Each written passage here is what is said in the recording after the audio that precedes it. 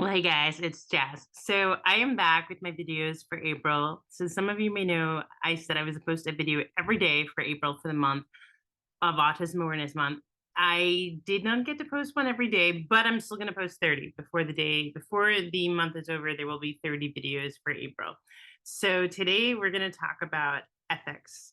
Now, ethics is one of those things for people that seems super simple on your exam, but it can be a little bit challenging. So there's different types of ethics questions that you can be asked in terms of your exam. The first is what to do. And those are going to be usually the ones that are the most common that we see people writing mock questions about. But there's also going to be times where you're going to be asked to choose which ethics code that is upheld or violated. It might be a way you see a question. So today we're going to go through 4 questions where I'm going to show you how to dissect the answer if you do see a question that says, hey, which code was upheld or violated. Now, there is this kind of myth that you need to have the code memorized. You don't need to memorize the code. So they're not going to say 1.01, right? I don't even know what that is, but it's, I think, practicing within scope of competence or whatever, but something like that. So you're not going to need to know what 1.01 is, but you might have to know which one it was violated.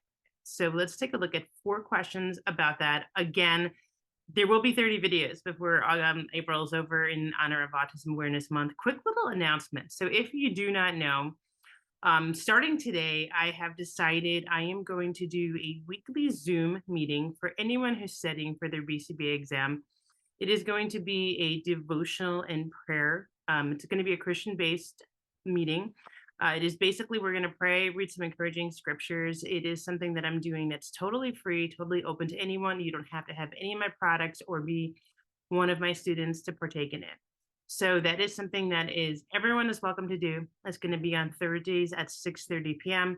I'm going to be leading it along with 2 other people. This is actually part of a ministry that I have called Set Apart Ministries. It is a ministry that focuses on ministering to people who work with autistic children and also autistic children and families affected by autism. So that is something I just wanted to let you guys know about. The first one is today.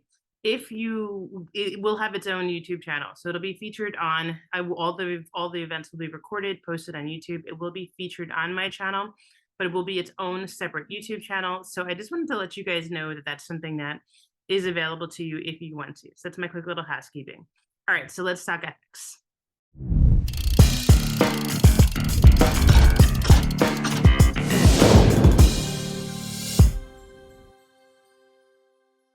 Okay, guys, so let's go through these questions. These questions were written by my coaching students. For those of you who do not know, I do private tutoring. I also have a course. And for those people who have a course, they can opt to be part of a daily group coaching group that I do. I work with people every day, Monday through Friday, for 1 hour per day who are in that group. And this is and sometimes I have people write questions. Now, I always say writing scenarios out are actually going to be the best study tool you can have. There is no greater way to learn how to apply a concept than to write a question about it, or whether if you write a question or just write an example of that term in action or concept in action. It is the best way, in my opinion, to study. A lot of people, especially when you're getting 380s, 390s, don't know what you're doing wrong. It's usually not that you don't know the content. It's usually that you're struggling to apply the content. So this is my number one strategy to help you guys get past that hurdle. So these questions were not written by me, but they're great questions, and I'll explain them. Here it says, Katie was assigned to work with a new family that just moved from the Middle East. Katie has never worked with a family from the Middle Eastern descent before and went over to do the intake form for the new family. When Katie arrived, she was asked to take her shoes off. Katie followed the guidelines and listened to the concerns that the family had about their child. Katie asked specific questions in regard to their religion, along with edible reinforcers to make sure she would be able to best suit the client. Katie was excited to work with a new family, even though she never worked with a family from Middle Eastern descent. What ethical code did Katie uphold? A, practicing within a defined role. B, non-discrimination. C, non-harassment. And D, awareness of personal biases or challenges.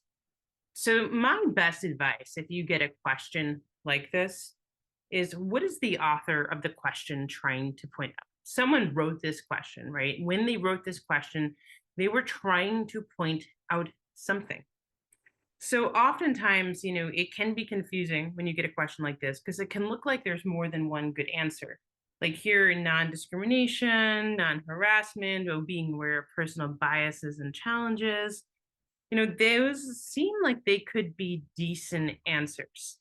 And so a lot of people who read this type of question say that there's a lot of subjectivity or that it may seem like there's more than one correct answer and you have to choose the best of the two correct answers. I always say that that's going to lead you to the wrong answer. The best way to answer this type of question is to simply ask yourself, what is the person who wrote this trying to point out? Here, what Katie is trying to point out, and Katie did write this question and she's in the question, is that she was not discriminating against this family. So B is the answer, right, to this question. She's trying to point out that she's not discriminating. Now, I do want to because this is an interesting point to bring up about wearing shoes in the house. As a BCBA, certainly if you're going into homes, you're going to be asked by some families to take their shoes off. It's a cultural practice of many, many cultures, right? So do you have to ethically do that? That's an interesting topic because it actually brings up a great debate. I've had families who have asked us to take their shoes off and their house was disgusting. Like it was a mess. And our RBTs were saying, well, I don't want to take my shoes off because my socks are getting dirty. They're filthy. They're sticky. And so you do have to balance protecting your clients and obviously not discriminating against your clients, but also making sure your staff is in a safe environment. So I have had situations where we've had to tell families, listen, we cannot take our shoes off because the floor is not clean and it's not safe for the therapist to walk around with the floor being unclean. There also is situations where, like, if the child elopes, where if you don't have shoes on, it can be very difficult to run after it. So this is actually a point of controversy in terms of whether or not you should take your shoes off with children. I've also been in situations where families have said, "Hey, we want you to take your shoes off," and we said, well, we really can't do that because the kid runs, and if your child runs, there's going to be a lot less likely that the therapist is going to be able to catch them if they have no shoes on, right? And this is a safety concern. And so in that case, I would say have a pair of house shoes. And this is something I just totally unrelated to this topic. It is just free BCBA advice from me to you. One of the things I've told families is like, look, we can't not wear shoes because of safety concerns, but we as an agency will buy a pair of shoes for the therapist to wear specifically in the home. They will only be worn in your home. Okay, so that is a really good compromise. The way that if you're ever in this situation and for some reason, either because the floor is not clean or because of safety issues, right? And just it could just be unsafe for therapists that are using the toys that kids are throwing things that could hit their foot and hurt their foot, right? That's a good compromise. So this is some free BCBA advice for you. All right, so let's look at this question. Here it says, Oscar is a behavior analyst providing services to Sarah, a 6-year-old girl diagnosed with ASD. When starting services, Sarah was engaging in aggression towards others and elopement behaviors when demands were placed. Since services started, her behaviors have decreased significantly. Sarah's parents are very satisfied with their daughter's progress and are thankful to Oscar. Sarah's parents invited him to have dinner with them to thank them. Oscar accepted the invitation from Sarah's parents and had dinner with them. Which part of the ethics code did he violate? A, 1.03, accountability. B, 1.11, multiple relationships. C, 1.04, practicing within a defined role. And D, 1.13, coercive and exploitive relationships. So again, there can be some sort of overlap here. And so that can be very confusing to people. The first thing that I think of when I read this would be receiving gifts, right? Dinner, who knows, maybe costs more than $10. It doesn't specify here. We know we can only receive gifts up to $10. Here, the answer there is going to be B, multiple relationships.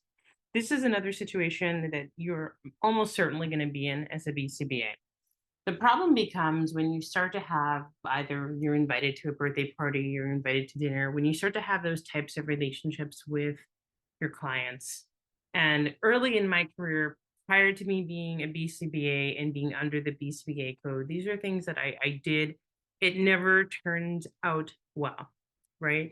It never turns out well. It always winds up creating a situation where families think that you have some sort of personal relationship that you may not feel like you have. So not only is it unethical, but it really is a bad idea. And this does violate multiple relationships. This creates a personal relationship with a client that you should not be having. So that is your B is your answer. Okay. And just to specify again and reiterate, I told you guys these are things I did do that was many, many years under before, 10 years at least before I was under the ethics code of the BACB. So no one call and report anything. Long time ago. All right. Here we go. Jennifer is an RBT who works with a client whose family is Hindu. Their religion prevents them from eating anything with certain animal products. Knowing this, Jennifer gives her client Skittles as reinforcement, even though Skittles are in the list of foods that her client is not allowed to have. What ethics code is this a violation of? A, 1.07, culture responsiveness and diversity. B, non-discrimination, 1.08. C, 1.09, non-harassment. And D, 1.06, maintaining competence. First of all, I just want to say this. What saddens me is that one of my coaching students wrote this and said that this was based upon a true story. I don't know if Jennifer is the real person's name or not, but we'll just say that hopefully maybe that's her real name, maybe it's not, maybe it's been changed, I don't know. But one of my coaching students said that this actually happened in their office. This is not only an ethics violation, guys, but this is so stupid. I mean, if let's just say, God forbid, the kid was allergic to it, like Skittles has gelatin, right? And so let's just say that someone was allergic to gelatin, but they wouldn't have known that because they haven't consumed it and they had a reaction. Like, you could go to jail. It is a crime. It is not okay. Do not give your clients food that parents do not provide and are not okay with. It is a terrible, terrible, terrible idea. And it saddens me that this actually happened. Now, I'm reading this over and just real quick, and RBT would not be under the BCBA ethics code, although this actually probably would violate the RBT code. But in terms of the BCBA code, this would violate 1.07 cultural responsiveness and diversity. Now, you could look at this as this is potentially discrimination. And this is where I say that it looks like there could be two correct answers. And so 1.07, 1.08, certainly you probably could get it down between the two of those. This is where I'm trying to tell you guys that, there's never going to be more than one correct answer. But there is a degree of subjectivity over these questions. And there is this sense of really like, well, both this could fall under both things, because we know that like one action taken by a BCBA can either uphold or could potentially violate multiple parts of the ethics code. And so here you really want to ask yourself that question I said earlier: what is the person trying to point out?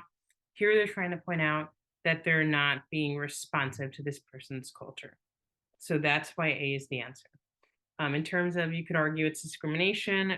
The reality of it is discrimination. They'd be pointing out that someone wasn't hired, or they turned a case down for a reason that was someone's culture, which would not be okay. Okay, so here's our last question. It says, Mary's a BCBA who has been working in the field for a few years. Mary has been working with aggressive and self-injurious young adults for the majority of her career.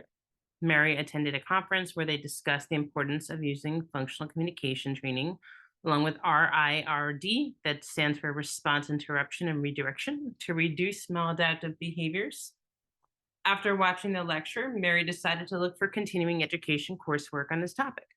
What ethics code did Mary uphold? A, 1.03, accountability. B, 1.04, practicing within a defined role. C, 1.05, practicing within scope of competence. And D, 1.06, maintaining competence.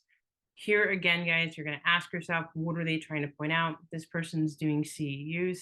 CEUs would be maintaining competence.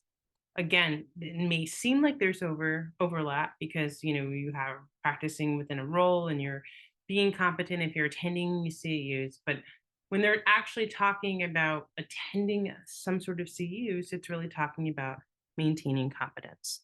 So really, guys, you can get all of these questions simply by asking yourself, what is the author trying to point out? That's my best advice to you. When you get these kind of topics, just ask yourself, what is the person trying to point out? All right, guys. Well, I hope this video was helpful for you. Like I said, it is likely you're going to get an ethics question. We know there are ethics on the exam, right? So you're going to get ethics questions, but it's likely you're going to see one that's going to ask you to pick out what part of the code is either being upheld or violated. So I really hope that this helps you to do that if you do. If you love this video, I would love to study with you. I do have courses, live events. I believe my next live event is going to be May 13th. It's going to be a fun mock all about Lucky. It's going to be called the Get Lucky mock. For those of you who don't know, Lucky is my dog. He has interrupted a lot of my videos prior to Zoom putting in a filter to get out background noise. So now he is filtered out.